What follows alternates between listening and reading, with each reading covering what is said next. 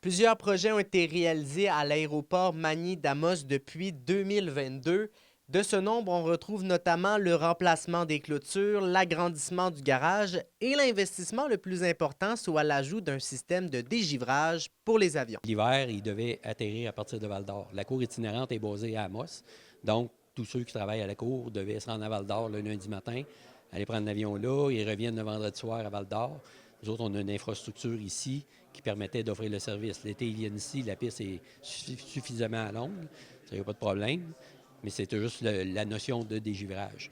Fait que pour nous autres, conserver la cour itinérante à partir d'Amos et offrir le service à l'année, c'est de quoi qui nous était demandé beaucoup. Un investissement total d'un peu plus de 771 000 qui était nécessaire selon le maire de la ville. De sécuriser l'aéroport l'hiver, bien, ça va nous amener beaucoup plus de vols.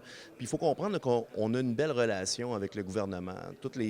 La prison régionale est chez nous, la cour itinérante atterrit chez nous et d'école de chez nous. On a aussi le centre de traumatologie avec l'hôpital d'Amos. Alors, ça va venir offrir un service à l'année, ça va venir sécuriser les vols, puis ça va assurer que bon, l'avion ambulance puisse atterrir chez nous au lieu d'atterrir dans un aéroport régional qui est beaucoup plus loin. Des rénovations de 2,5 millions, dont 1,5 provenant de subventions, rendent l'aéroport beaucoup plus attrayant pour les pilotes. Pour les avions, on n'avait pas de GPU ici.